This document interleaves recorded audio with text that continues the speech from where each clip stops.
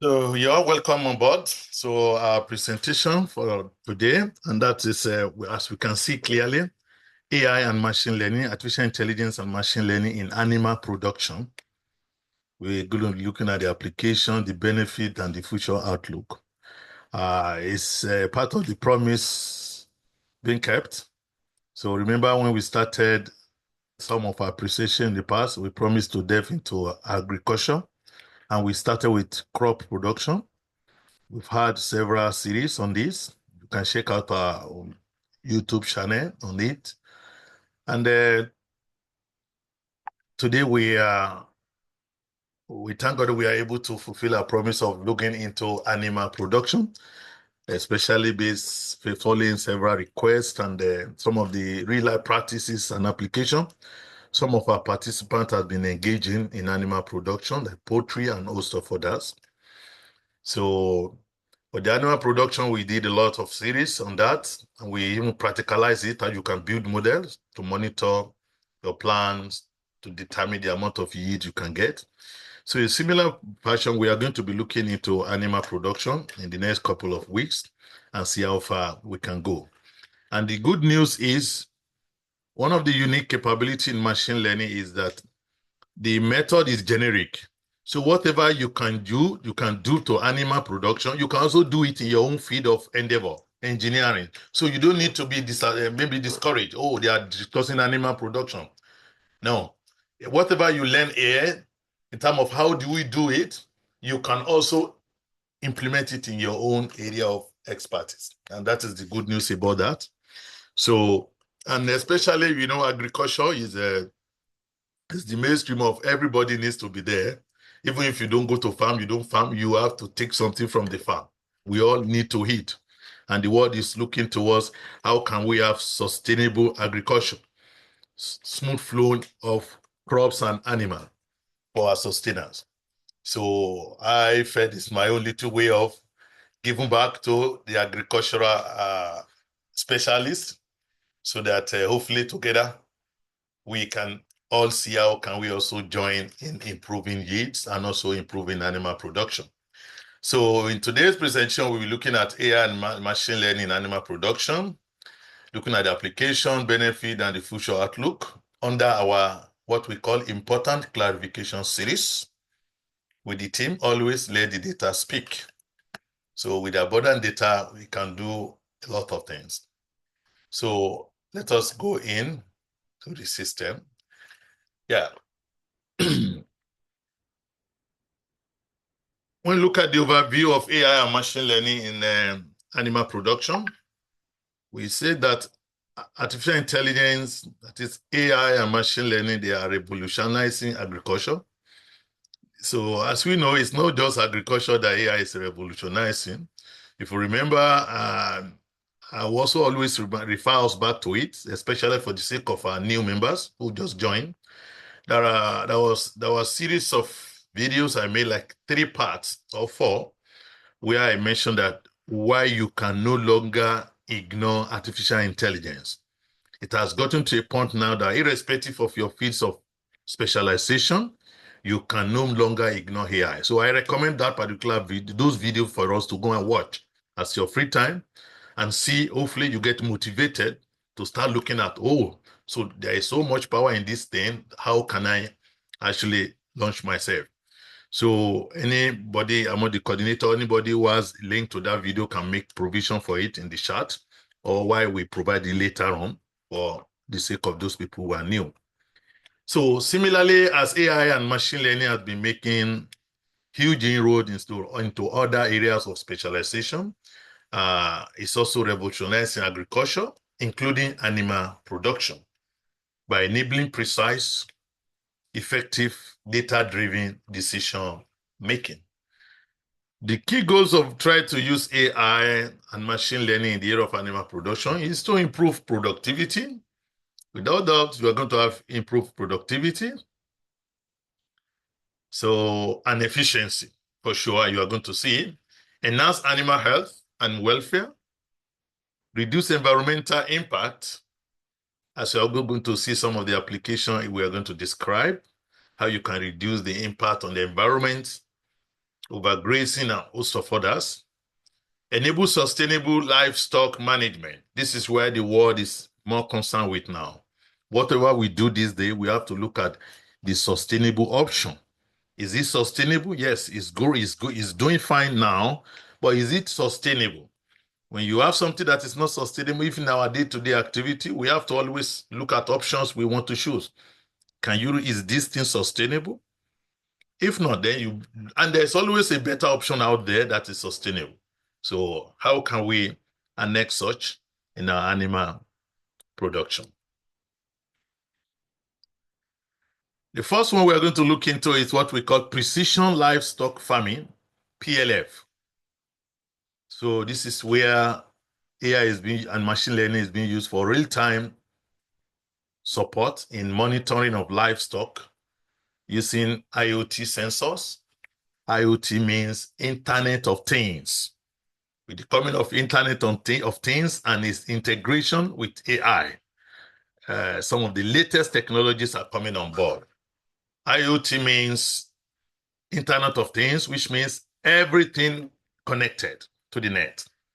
That is why today you can have AC, you can have AC, you can have AC.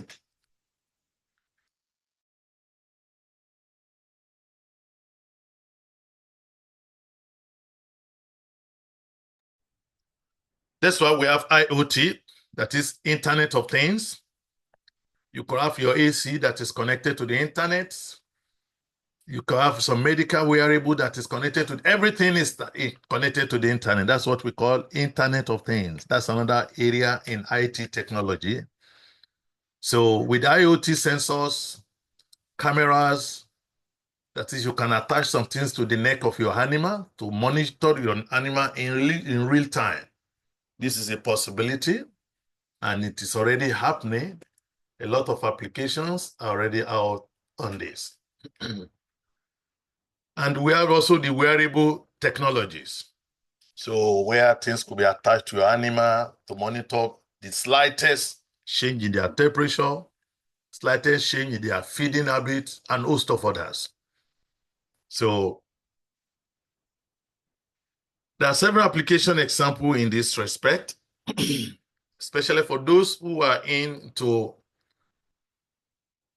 agriculture or animal husbandry, who can relate to it.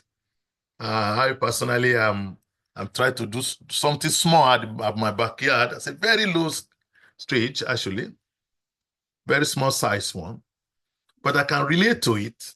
How having timely information can go a long way to prevent disaster for the animals, to prevent low yield, to prevent a lot of things that if you have the information, we could be able to intervene within the shortest period possible. Take, for instance, of recent, even to if you, a friend who's a specialist in this area visited and then assisted, advised, okay, in this poultry, you have to do this small thing, you have to make sure this. It was then I realized, because I'm not into animals boundary, I knew little about it. They told me that if they eat too much, you overfeed them, the egg production will go down. And if you starve them, then the egg production also may go down. Can you imagine? How are we going to do it as human beings? Can you see? It means there is need for serious monitoring, and we actually suffer from the two. At the beginning, we were feeding them. It was a new idea, new experience. So the children were feeding them as the food was still coming. Then a friend who came said, no. How much feed do you give per a particular hen or per a setting of them? We give. He said, no, this is too much. He said they will not produce. And actually, they were not producing. They were not laying egg the way it should be. Then she advised, and we followed the advice. Then, unfortunately, I think the kids then overdid that reduction in the food. Then, after we practiced what he told us, they started producing. Then sometimes they overdo it, they reduce it too much, and then the animal, they stop producing egg. Suddenly, I didn't realize it. They didn't tell me. By the time I realized, hey, you are starving these animals. then we reverse it again, and then they are back to normal. So what I'm saying in essence, I'm using this as a practical example. How having important information, everybody cannot be expert in these things. Even if the experts are there, they cannot be everywhere on the farm. See, sometimes you need to make use of ordinary people. But with AI and machine learning, it can give them necessary alerts to know when you are overfeeding your animal, to be able to know that no, you are underfeeding them. Because before the effect will come, because by the time we got to know that it was overfeeding, we stop it. It took time before they adjusted themselves and started producing. When we underfed them again, and we realized it was underfeeding, we took time again before they were able to adjust and start producing. So you can imagine the amount of loss that will be incurred, especially if it was to be commercialized this farming. So what we are saying in essence is having AI machine learning integrated into the system in what we call precision livestock farming can go a long way to avoid such disaster. Because those minor analysis I just did because it's just for personal consumption at home. If it is something that you invested a lot of money into it and they stop producing for 2 weeks, you can know that that is a big disaster. Animal husbandry owner can relate to that. Because you are thinking of somebody producing thousands of crates of egg in a week or in a day, and it's not able to produce that. What will happen to the suppliers? What will happen to the consumers? So what with AI and machine learning, you can have an idea of what may go wrong before it actually started going wrong. That is where we are going when we talk of precision livestock farming. So there are several applications in this respect. We have the automated weight tracking. You can using the 3D cameras, you can track the weight of your animal. So I got to know also that if the weight is too much, it may affect their production. So I mean, imagine how are you going to know that the weight is getting too much as human being? You carry them one by one and check. But imagine you have 10,000 animals or more. How many are you going to carry per day? But with a wearable weight tracking 3D cameras, with 3D camera carefully positioned, you can monitor them and know when things are about going wrong. Feed optimization also is benefiting from precision livestock. See where AI predict optimal feed composition, like the example I just gave. The idea of overfeeding them or underfeeding them will not come because AI will recommend, we predict the optimal feeding for them based on week of development. A few days ago, thanks to one of our participants and a doctor here who is training a lot of youths on how to use AI in agriculture, they were trying to say, okay, can we predict the amount of feed they are going to consume in the next 1 week? So these are some of the things that ordinarily we don't have idea about it. So you can be proactive. See, you can be proactive in taking some of these decisions, which can go a long way in preventing disaster. So we also have the behavioral monitoring systems under precision livestock farming. So you detect lameness, distress, or stress in animal. So especially when you're having a very big farm, we all know that going one by one is not realistic. So by the time you detect one, it may take time before you detect the other. And we all know that early detection can save a lot of things. In fact, the amount of money you are going to spend on veterinary doctors will be very, very much reduced if you can get the information in a very timely manner regarding the animal. So you quickly determine, detect that, there's one animal that's... So sometimes you go to your farm, we had the cases like that. So people who are into animal husbandry can relate. We just got to the farm and one hen was gone. Another few days after, another hen died. I said, what's happening? I called my experts to advise. I said, well, sometimes it could be normal, in a population of how much? Maybe 25 birds, only 2 dying. It's still okay, it's still normal. Then after a few days, the third one died. Then I said, come on, so it's becoming too regular. I said, what can we do? Then he said one of the experts came, check, and they were able to detect that there were some lice in their body. You see, So they were able to now come up with what do we call it? They came with some maybe vitamins, anti-light drugs, maybe antibiotics in stages. We thank God that they were able to stabilize them, and now everything seems okay. So just using practical example to tell you that things could go wrong if we don't have information about what is happening in a timely manner. See? So we don't need, he had practically picked the animal, was able to say, oh, there's lice here. Now there are technology that can predict when you are likely going to expect lice to be in your animal. Because if it is an animal that is huge, if you lose 3 within a week times how many barn of hen you have, that is huge loss. Could that be prevented? Let's make effort and see what we can do. Temperature monitoring also is possible. Monitor temperature of the animal, monitoring the heart rate. You see, if the heart rate is monitored, you all know before an animal will pass on. We just get there in the morning and we find the animal dead. Not even struggling. Already cold, dead, and stone very hard. See, we didn't see it suffering from anything. Just yesterday night, they were there to feed them. No one pay attention because this is human being. You see? So, but with precision livestock, we could possibly have an idea of what could go wrong, and hopefully we could take some preemptive decision, preemptive steps, being proactive in medical, even animal medicine is very important. This is the idea. So, because for sure, an animal cannot just fall down, of course, just die like that. Something must have been going on in the system, but they cannot talk. Human being can talk and see it's feeling somehow. But these animals cannot talk. Even if though they are talking, we don't understand their voice. So we need something to be able to help them to detect when something is going on with them. So that's why I see livestock, precision livestock as a must. If we must get it right in terms of increasing the production, preventing disaster in our animal husbandry, because they cannot talk, they cannot tell us what is wrong with them.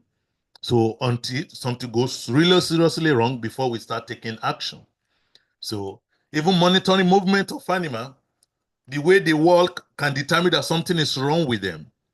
So we have a multi-system that is attached, monitoring the animal 24/7. This animal is not moving well. This animal is limping. What is wrong with it? So everything will be showing on camera in the monitoring room of the farm that somebody is in charge. Oh, somebody should go and check that animal. We can see limping there. And the system can detect. So, something is wrong there. An alert will be sent to the farm monitoring team to go and check.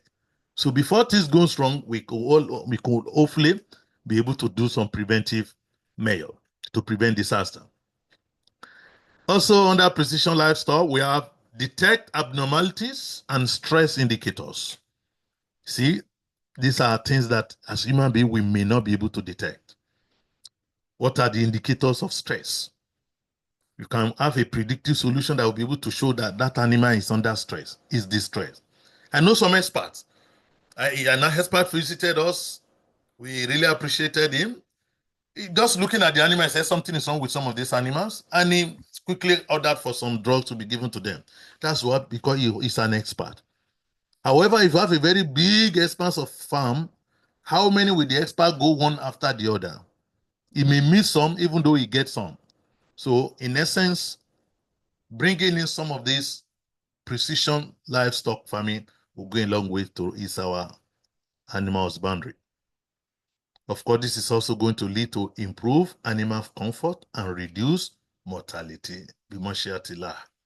See, animal will become more comfortable because they are also God creation.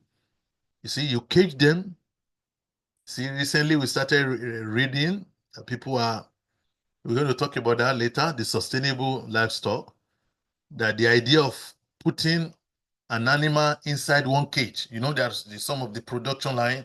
One hen is going to be inside one small cage. Feeding there, everything is doing there. It's not going out. Now they are trying to promote the open one where the hen are all in the same place, moving around, eating. socializing among themselves, which is important, rather than just keeping them in a place. Of course, it has its own advantages and disadvantages. They say if there's a disease in one, it's not going to be quickly spread among others because it's in a separate cage. But then the animal rights organization are now coming up and say, no, this animal, they are social beings, they should be allowed to interact with their colleagues. So this comes with also challenges. So with precision livestock, we can see how we can be able to detect, because that means if there's any disease, it can easily spread among them. But if you can detect them earlier, simple vitamins to boost their immunity quickly to actually avoid the disaster. So that's why it will improve animal comfort. We don't need to subject them to. When I saw any animal died, so I felt really a little bit bad in the sense that the animal must have been passing through some discomfort in the past days before it finally gave up. But we didn't know. You see, I felt bad. That's subhanallah what went wrong. You see, because they can't talk, we don't hear their voice. So that's why to also care for animal, to make them comfortable, to reduce their suffering, there is need to have precision livestock farming, and this can make them comfortable and also possibly reduce the mortality of the animals. So the next one we are going to talk about is disease prediction and health monitoring. We say machine learning models, they can analyze large data sets. See, for example, veterinary records. What are the record of your animals? How many times have they seen the doctor? The different sensor data, in order to detect and predict disease at very early stage, which we call proactive medicine. We call it proactive medicine. See, medicine. We don't wait for someone to be sick. We have a couple of work in that area regarding human being, but I want to believe that can also be extended to animals. We don't wait for them to be sick, because before sickness symptoms start coming, it's already causing some damages inside the animal.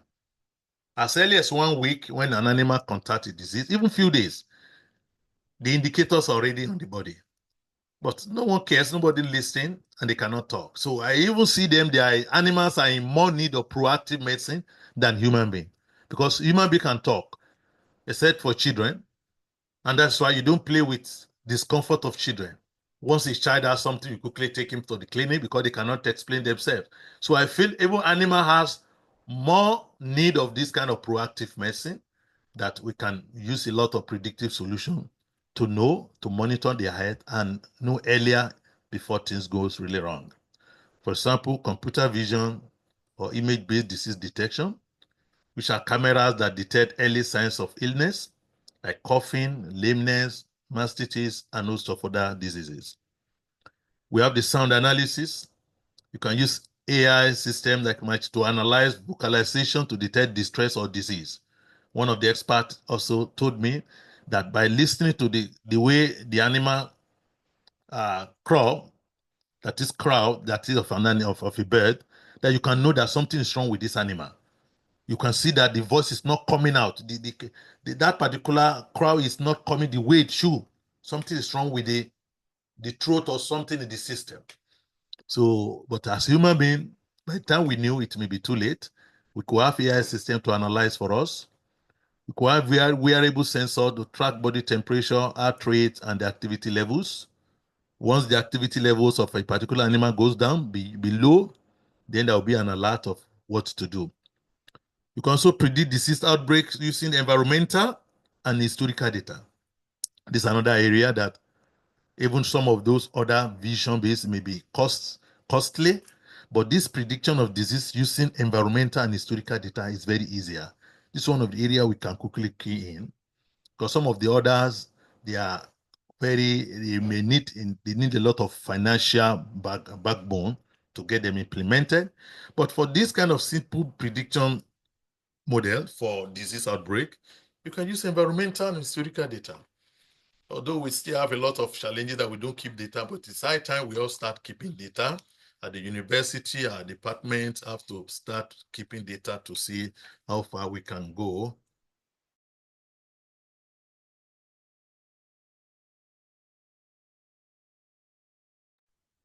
So predicting disease outbreaks is one of the areas where we can use this system.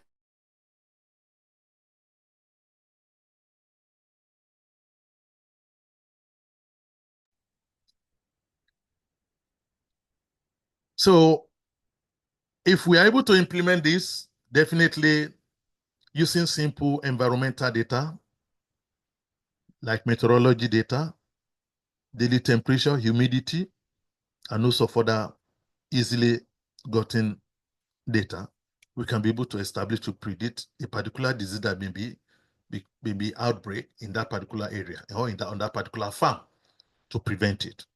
Sometimes we have bird flus that comes and make a lot of birds to be lost. Can we be proactive in dictating that so week we may have a particular outbreak so that we can start fortifying the animal before the outbreak, giving them vitamins to improve their immunity? This is a possibility. So one of the advantages of this kind of thing is you have lower treatment costs through early intervention. It is confirmed once you are aware of a disease earlier enough, then the cost of treatment will become lower because they may not even need antibiotics at that point. Ordinary vitamin will boost their immunity and they'll be fine. But if you detect it very late, then at that point you have to start putting in a lot of advanced treatment options so to prevent disaster, which should be very costly. At the end of the day, that will lower the profitability of the farm. Another option that is open to investigate in the AI machine learning in animal production is breeding and genetic optimization. So we have several application examples in this area where AI helps to identify optimal breeding pairs by analyzing genetic data and performance traits, which could be beyond human being can analyze, but it take them a lot of time in the laboratory.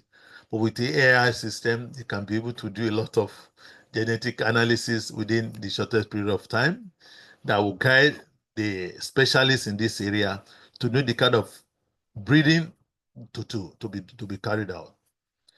Machine learning models can predict genetic traits for better breeding selection. So what are the traits that I should look for? What are the particular traits that can be matched together? If I match this trait together, just like we're using AI today to develop drug at a very fast rate, it's a matter of just implementing prescriptive analytics. You see, last few weeks we discussed briefly about different type of analytics in data science where we can do the descriptive analytics, diagnostic analytics, predictive analytics, and prescriptive analytics, in which case, in which case, yeah, in which case, when you use prescriptive analytics, you just tell the system what are the characteristics you want, what are the traits that you want in your animal. Once you tell it, then it will come up with the hybridization you should carry out to get those traits. This is what you use prescriptive analytics for. You tell us what you want to achieve, then the system will help you get what are the ingredients, what are the inputs that will assist you to achieve those things you have stated. This is what we call prescriptive analytics, and machine learning can support you in this direction. If you need a particular trait of an animal, then it will be able to tell you you are going to crossbreed so type of animal, this and that, in what proportion. We also have the genomic selection, which speed up livestock improvement. All these usually take time in the laboratory, but today with AI and machine learning, you can do them within a tweaking of an eye, depending on the power of machine you are using. Benefits include, but not limited to, improved traits like milk yield, growth rates, and disease resistance. See, you want to be able to generate a disease, an animal that will be resistant to some diseases. Tell us what you want to do. Prescriptive analytics will be able to search for you and say, okay, these are some of the characteristics. If you're able to match them together, it may generate this particular output you are looking for. That is, how can we make something to happen? How can we make a particular outcome to be achieved? That is what prescriptive analytics does for you. And it's being used these days in drug production. You just tell us the characteristic you want in a drug, and then the system will look for the active ingredient that you need to mix at what proportion to achieve that your stated goal. This also leads to faster genetic gain through predictive analytics. So predictive analytics is one of the very common analytics types. You want to have an idea of what may happen in the future, how genetic could be fast track if we really want to get things right. And last but not the least, it supports for sustainable livestock improvement. There are some livestock improvement that is not sustainable because the cost of doing it is just too humanly impossible. A lot of analysis has to take place in the laboratory just to carry out one improved breed, because you have to pay a lot of people. But with AI there for you to run your experiment on the machine, use sparse data to generalize, and then predict the best breed that you can bring up within the shortest period of time that is possible. So this is supporting sustainable livestock improvement. Also, we have in feed management and nutrition optimization. Feed management and nutrition optimization. Here we look into smart feeding system, which uses AI to deliver the right feed at the right time, thereby optimizing cost and growth. See, you want to know the kind of feed you are going to give to your animal. Of course, experts are there to advise us. However, things are changing. A new breed of animal has just been generated. Experts, you are used to the previous breeds of animal, the kind of proportion of food you have to give them. But with new breeds now, how are you going to, they're going to be using the same previous method, which may not be ideal. However, AI had that capability to simulate ahead of time, futuristic, try to have an idea, okay, what is the better way? What is the appropriate feeding scheme that will be used for this particular kind of animal with these characteristics? Those with these characteristics, this is what we are feeding them, and it is okay. And they were producing well and reducing costs. Now, with this new breed, AI has that capability to also be able to tell us this is the way you should plan for it. This is the right feeding scheme for them to avoid wastage and to optimize the cost and also promote the growth of the animal. That is under feed management and nutrition optimization. A lot of things can come under this. Features include adjusting rations based on animal needs.